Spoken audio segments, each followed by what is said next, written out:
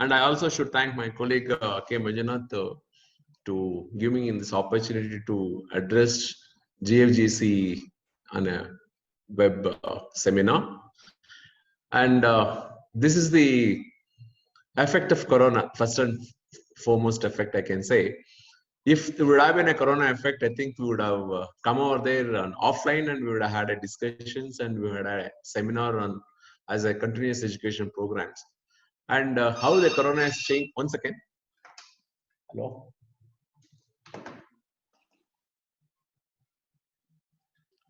So this clearly establishes how a disease or any pandemic can change the total activities of a human being and the economy as such. So, and I should thank GFGC Malur for giving this an opportunity and to deliver a lecture, a webinar on effect of COVID on Indian economy. I would like to take a few insights of what has affected in Karnataka itself, because as a Karnataka, it's a state which can represent the whole India. So by that, one can understand what is the impact of the GST on Indian economy. And before that, let us understand the basics of GST, because as I have seen across, because not less than 300 lectures are given and seminars and workshops across the state and the country. And we have understood, at least I am from the practice level, means to say I'm from the field level to address these particular issues so that I can able to make clear so many doubts you have. I will not take much time, at least I will take around 45 minutes of my lecture. Then let us have interaction. So you come across so many issues in your field level and all that, you can discuss those issues. And I can clarify from my practical and the field experience. As she said, I'm a doctor by profession. I'm a veterinary doctor by profession. From a life surgery to file surgery. I'm not an economist. I'm not a commerce graduate. So by practice, I have learned over a period of the 23 years, the taxation. I have learned the taxation matters and understood the impact of economy, the taxation and all that. And in the last 10 years, I'm holding the charge and working in e-governance activities, means the online activity of the government of commercial tax department of government of Karnataka, and to give the best services to the taxpayers. So as a ease of doing business, one of the parameters starting for business and compliance of taxations, we have achieved as a Karnataka state, we achieved 97.3% of compliance in online capacity. Means to say, the registration, filing of returns, paying payments, taking the document from the downloads. Say, means to say, the visit of the taxpayers to the department has been zeroed down, not only during GST regime, before that 10 years back itself. We have I think I'm audible to everybody. Yes, sir, you're audible, sir. Carry on, yeah, sir. Yeah. So we could able to transform the department from a regulator perspective to the facilitator perspective. Means to say, the human interference itself we have reduced to such an extent, and very hardly even you can come and see the department. Even in the GST regime, we hardly we see any taxpayers visiting the department for any compliance level. Everything happens on the online. That is the motto of the GST also, which we envisaged in our earlier VAT regime itself. We could able to do and we could able to transform. I'll share some of the PPTs and I will explain the aspects of how the department has, from the offline to online, it has traveled, and how we could able to transform the collections in the taxation system in Karnataka. I'll share the PPT and I'll start explaining that.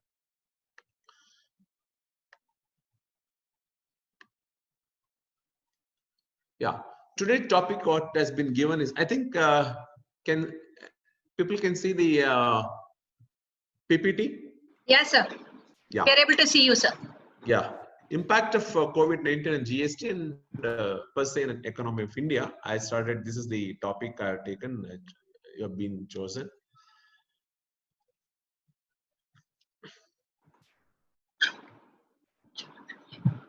Sir, put in slideshow mode now, sir. Yeah, I'm thank you, sir. Yeah, thank you, sir.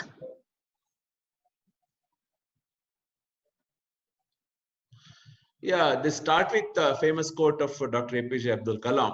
If you fail, never give up, because fail means first attempt in learning. End is not the end. In fact, end means efforts never dies. If you get no as an answer, remember no means next opportunity. See, to start with this famous quote, it applies to each and everybody's in life and to society and all that. And more so, it has very much applied in our departmental activities. We have failed means we have first attempt in learning on many aspects, and we never ended our efforts. We are seeing this result. That is the effect of our e-governance level in the Department of Commercial Taxes. We could able to achieve around 100% online activity because of our day-to-day learning from the last 10 years, and we could able to easily navigate into the GST system in this particular from 2017.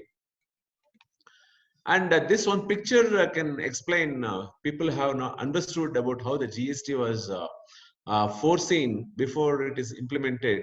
And I can say people used to say that trunk was, they were saying that looking at the trunk, looking at the body, looking at the tail, they used to understand GST. I would like to say, my dear friends and colleagues across the government department and the colleges, we have to understand the GST as a whole activity. Without understanding that, partly if by understanding, people will going to fail miserably, that much I can say, because even now many people haven't understood the base GST per se.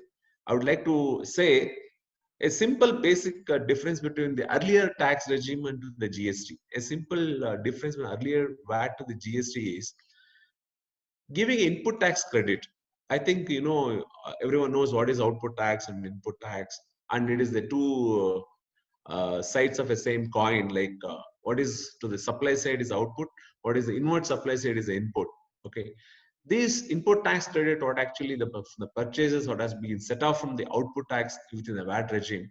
Now this set off mechanism is available for throughout India transaction. That one should understand very clearly. It is available throughout India.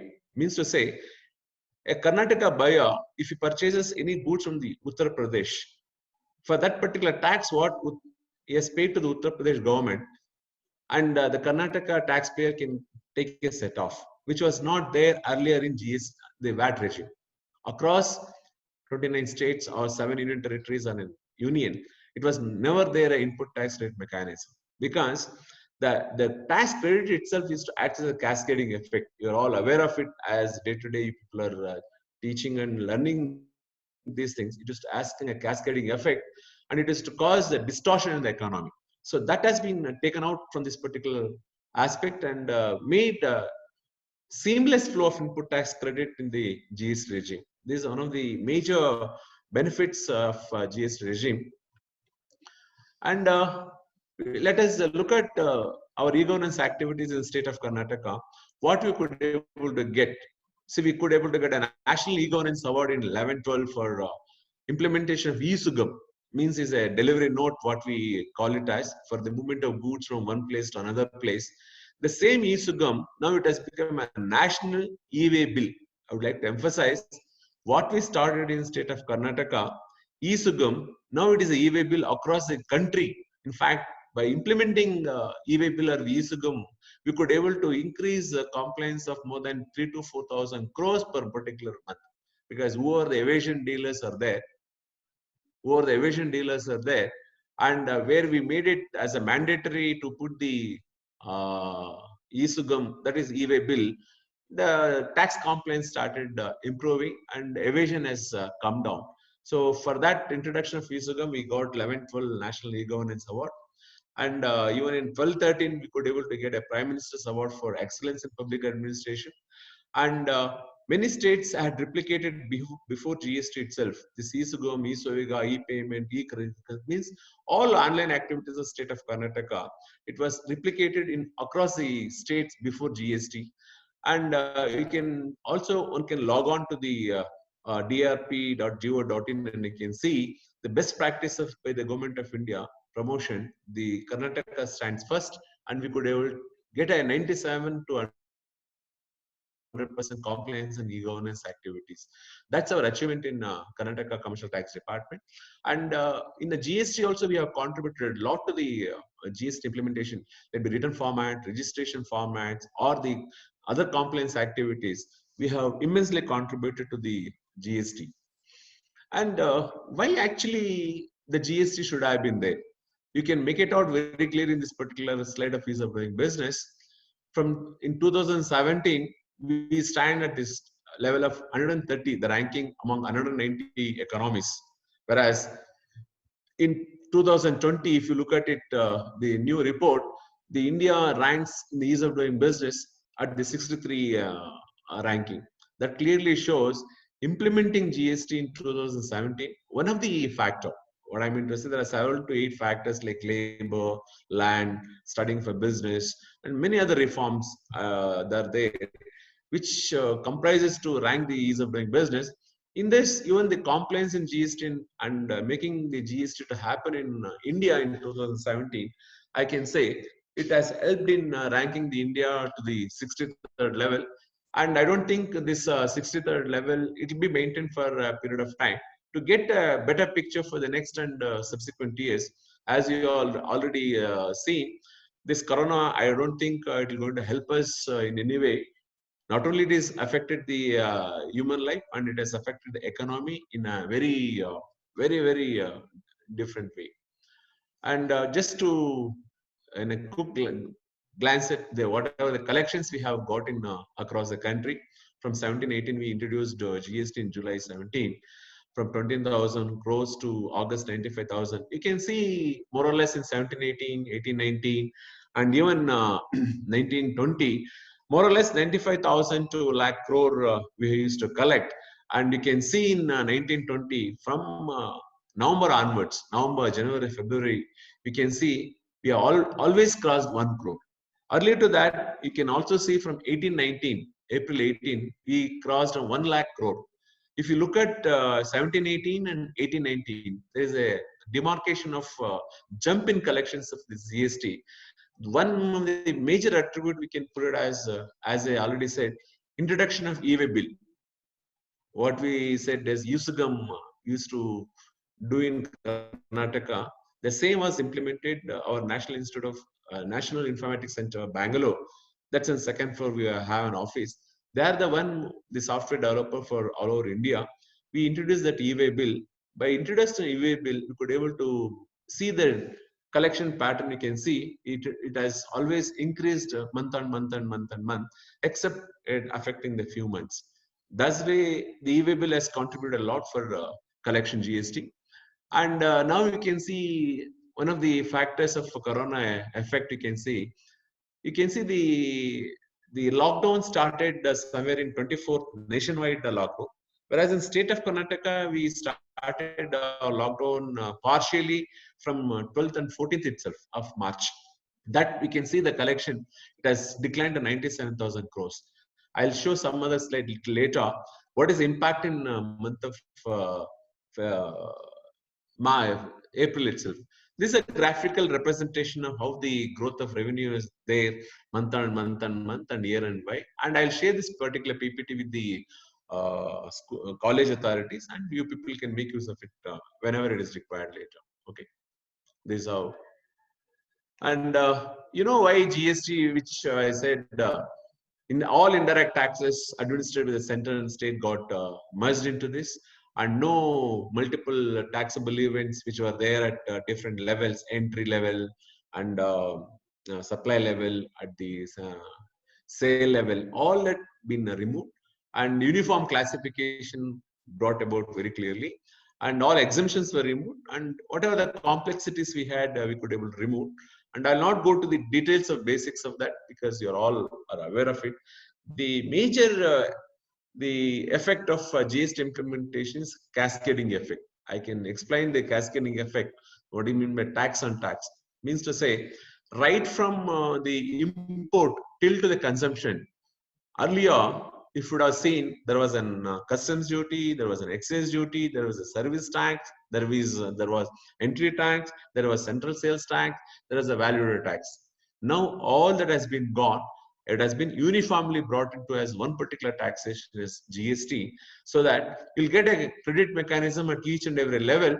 There is no tax on tax. Means to say, when the credit is given, when the set off is given, the tax is not levied on the tax. Just to say a small example, whenever you used to buy a vehicle from Haryana earlier in a VAT regime, we used to pay 2% of central sales tax, 2% with the statutory form C form, which was been removed now.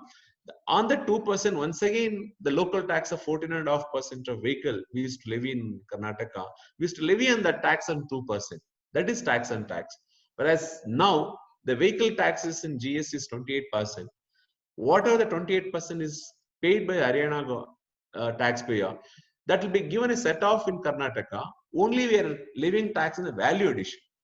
Means to say, the first value tax is paid by the first person or the manufacturer or the who imports, and that is been set off by the second seller or the second supplier.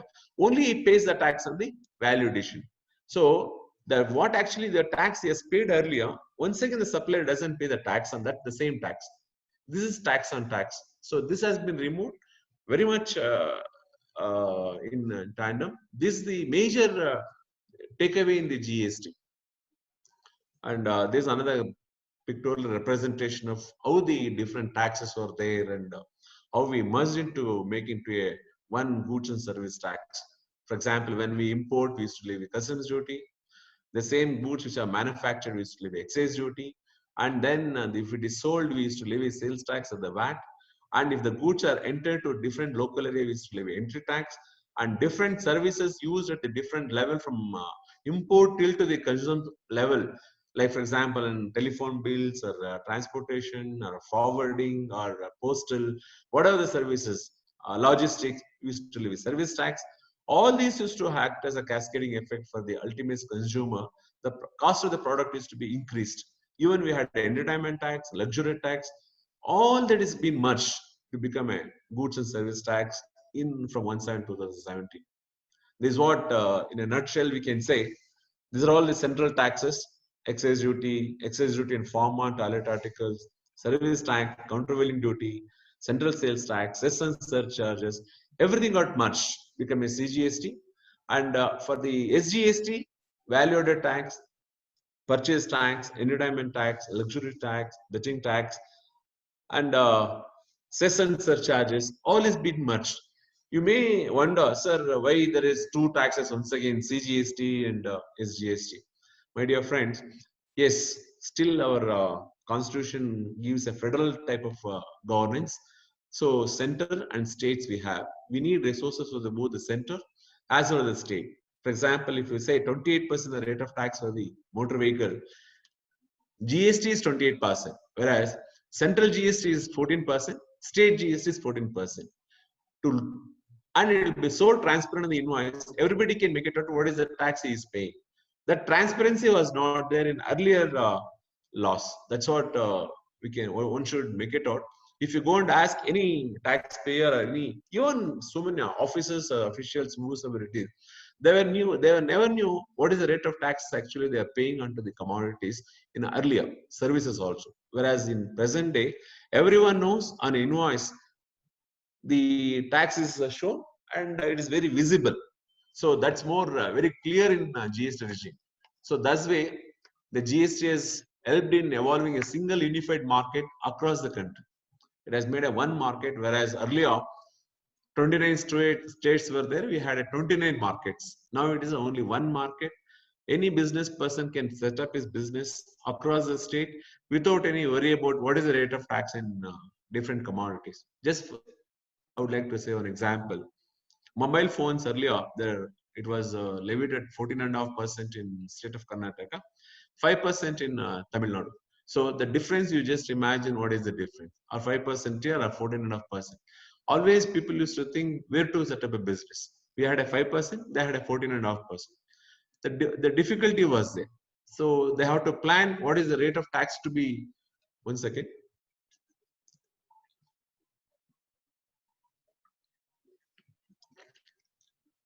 What is the tax to be structured for their products, and that used to lead to a lot of planning and all that. So that has been taken off now. So that is not there in this particular GST regime, and helps in ease of doing business because they can set up business wherever it is feasible, and you're not worried about what is the rate of tax in different states because in all states the rate of tax is the same for that particular product or services, and it will encourage the honest and prompt taxpayers, reduces compliance and cost and time, increases accountability, transparency in the tax administration, which I have already explained. In Karnataka itself, everything is online administration. The interference with the taxpayer and the department has come down drastically and has led to a win-win situation wherein our collections are more, and even the dealer and the taxpayer community are very happy with the administration what we are offering. For all this activity to be done across India, we had an earlier regime. Different state government and the central government have their own websites to work on. Different websites like 29 websites and union website and everything. But now, for taxpayer, for officers and everybody, only one website, and you people, anybody can log on and can find out www.gst.go.in. This is a website, and because of information technology, see my dear friends, today also we are talking to you all because of information technology. Without information technology, we could not have implemented GST in a pan-India basis. You may wonder why we could not implement 12 to 13, 14 years back when the discussions were started at the time itself. My dear friends, without information technology, without online platform, to administer GST is not that easy. The simple thing is that let be taking registration, taking returns, filing returns, or making the payment of taxes. Everything is one portal. All dealers, all taxpayers across the country, around 1.25 crore population of taxpayers are there. From 60 lakhs to 1.24, we have increased on 60 lakhs base in the last 3 years. They can log on to the gst.go.in and they can work on all these particular pages. And even any person, once they take a bill, they can find out whether that particular taxpayer is registered, is paying taxes or not. Anybody can log on to gst.go.in. They can go to search taxpayer, they can drop down it, and they can enter the 15-digit PAN number, the TIN number. It starts with 29 plus 10 number, alphanumeric PAN number. Next 3 digits, you are all aware of it. By entering that particular, they can search by PAN or they can search GST. One can know whether the dealer is active or not active on the portal itself. So which was not there in earlier system. No one can make it out whether the dealer is active or not. So that was a most difficult aspect in the earlier tax regimes. And let us, this is about, I think, I gave a very nutshell about the evolution of GST with the past tax laws, what were the complexities we had and how easy now we to administer the tax laws and all that. And I know you have a lot of questions on this particular activity. So is it really beneficial? It has really affected. And I will certainly answer all your queries. I'll clarify. Let's now the second aspect of the true aspect of the today's lecture. Let's get into the impact of COVID onto the GST collections. As of this is one slide which I took it from the Google. The source is business line. One can make it out very clearly how the gross domestic product of the India is coming down and looking at the spikes and all that. Look at this. I think people. It shows somewhere in 2021 it's 5%. It is coming down 4.5. People are projected across the world. I think it will go to 1.2%. And recent IMF, I think it is going to have effect of 1.4. That you're all aware of it. Means to say, simple concept. Why? What is the effect of Corona? You may wonder. Why so much of activities? Simple concept. When everything is shut down, from 14th of May, everything is shut down. Everyone is locked down in their houses. No business activity, no manufacturing activity, no trading activity, no transport services, no see, whole activity has come to a standstill. When there is no activity, you just imagine how there is the supply of goods and services are not at all there, except essential services. What are the essential services right now we have? Say medical services. health services, pharmaceutical products, and some sanitizers and that kind of activity, plus essential like milk and any cereals and pulses and such. In that particular economic activity, whatever the activity is happening, my dear friend, there is no GST on many of the activity at all. Means to say, on cereals there is no taxes, on pulses there is no taxes. All agriculture producers, let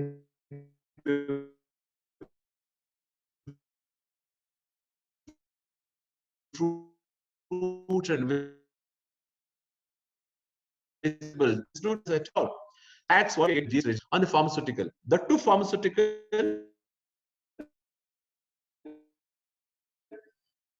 which we have the statistic, even the pharmaceutical consumption has come down, other than basic necessities and like comorbid patients who are being isolated at home, and such goods and services have been used. When the medical hospitals, even the visitors to the medical hospitals have come down, except the OPD, even OPD it has come down, and all services have taken a standstill. It has been, people say, the flattening of the curve of corona, whereas the corona has flattened, not only flattened, has nosed even the whole activity of economy. That is the impact. So when there is no labor force, when there is no demand, when there is no supply, certainly even the collection of GST will come down. See, this is what CA report has forecasted in April 2020. What could be the impact on various sectors? They said economic cost of lockdown. But means to lockdown means no activities happening in the first lockdown. Second lockdown, the same thing. Only in third lockdown, the next second week, that there is this week, some activities happening. Let us see what will happen in the fourth lockdown. How the government is going to take a decisions, which economy is going to open up, and how we are going to get our revenues and all that. In this economic cost of lockdown, the worst hit areas are industry, construction, services such as hotels, real estate. I think you are all aware, all hotels have been shut down. All air travels and everything has been shut down. So no activity is happening. It has affected 0 to 25%. I can say that is the most severe industries affected. Communications and financial services. So when there's no industry and construction activities happening, when the people are not moving, when the activity is not happening, end of the day, even the financial activities coming down, even insurance activities are coming down, and loans and banks activity, everything is coming down. Even the communication, I think still some communication activity is happening. But if you look at the earlier lockdown, post-lockdown, it has come down. And significant, I think education has been shut from March 12th itself in Karnataka. So education is shut, and public administration once again, because of lockdown, there are very scarcity of people. They are now, at least in the third lockdown, people are working. Defense activity, and no impact on agriculture, food products, electricity, gas, and water. But still, the generation of electricity has come down because of there's no much consumption, and gas and water, that very essential agriculture and food products are happening. That's no impact. That's the study. And there's another same way how expected GDP, the different scenarios, which I'll share. And this one picture, if you look at it, you can, the growth rate of our state GST collection itself. You can see in the month of March, if you look from the growth rate from April to till March, you can see 6.9 is the growth rate in March. Means to say, when compared to 18-19, we collected 3,306 crores, whereas in 19-20, 3,536, only 6% is the growth rate. We had actually overall growth rate 14%. In fact, our growth rate compared to all major states in India, our growth is very, very good, 14%. We are doing a very well growth rate annually. But if you look at the March, it is 6%. This is once again because of the lockdown condition. Because after 12th of March, there is not much activity at all. Whatever the revenue we got in till only 15th or 14th or 20th of this particular 20 days collections only we got. That's the reason of the growth rate has come down to 6.9%. But the same growth rate, I think, to give the April figure, it is not possible, because the April collections we can know only from May 20th onwards. Today, the day being 15, we'll never get the full details. That's why I not shown the details. I think the growth is that will be totally flattened. I'll show the next slide where you can make it out. What is the and this one interesting factor corollary to the collection of the taxes means to say, I said e-way bill, the movement of goods we use without e-way bill, we will not allow the goods to move at all. That we can say very clearly. Around from February, we are at 48 lakhs generation. Means that was the number of e-way bill generated, whereas in March is 36 lakhs. Means to say, because of lockdown, even that activity has come down. There is no activity of industry and all that. So that also has impacted our collections. This is one comparative April figure, if you can see, of the GST collection. Till 7th of somehow we whatever the data what we could able to get, we have seen. You can make it out in all India level itself. It is 1 crore 13 lakhs 865 was the collection. Please understand one thing. With the indirect tax collections, only direct tax collections improve. Means to say, direct tax collection, income tax collection, whatever the state, the central government is to get, unless until the indirect tax activity or the economy happens, that cannot have an effect. This we can make it very clearly. 1 crore 13 lakhs was the collection in April 2019, whereas in April 2020, all India, you can say 28,000 crores. Just imagine, minus 75% is the growth. So in this, Karnataka, 8,000 to 2,000. So the same thing in West Bengal, in Gujarat, AP. Means to say, because of the lockdown, because of no activity or a limited activity, means limited means only pertain to the some logistic services and some pharmaceutical industry. Such activity only we are getting some of the taxes, which is related to that particular industries. And you can see the even e-way bill generation. Look at the last year generation, how much it was 41 lakhs, whereas in month of April it is 2020 it is 8 lakh 30. This pertains to only for the essential commodities, only pertain to the pharmaceutical and other activities which is required for that. Otherwise, no e-way bill generations at all. This is the so means to say it has affected each and every sector, and that's another. The government has given a lot of concessions. The another reason for affecting the collections. You may say, sir, at least whatever the taxes collected, they should have paid. No, yes, they should have paid. But the government, because the taxpayers and the dealers, they are undergoing a lot of pressure because of they're not getting some money, and the collections they're not getting. The government of India and the state government, they give a lot of relief measures, and they said whichever the return, the February to be filed in month of March, or March to be filed in the April to be filed in the May. They said you can file up to the month of June itself. Means to say there will be no late fee, no interest, no penalty. When we said so many things that there is no, we're not going to do all that punitive measures. Even taxpayers, they said that okay, they got a breathing time that they can file the returns late. Even that is another reason that we are not getting some taxes of earlier periods also, because they said that when there is no economic activity, from where we can pay. When where we can pay means, okay, government also gave a relief to they say that up to 36 2020, up to June 2020, we are extended. That be in e-way bill, GST Tier 1, any compliance, extended the time limit. So because of extension of these time limits and all this, there is a collection has been come down, which has impacted our economy. And this is one slide where you people can see. I could able to take the under taxpayers of Karnataka, and we could able to see how it has affected in compared to March 19 to March 20. I could not get the April 20 figures. If I would have got it, I could have put a pie diagram. I could have shown you only can see, whereas in financial services in March 19 or 19% was there, whereas in March 20 it is 24, little slightly increased, whereas in April 20 it has come down very drastically. Look at the March 19 cement consumption is 14%, whereas March 20 the cement consumption is 8%. Means the post lockdown, the consumption, because usually lot of supply, lot of goods supply happens in the fag end of March only. as you are all aware of it, as an economy lectures and students, every activity happens the last because the financial activity happens during the particular time. Look at the construction services come down to 5%, whereas earlier it is 7% was there.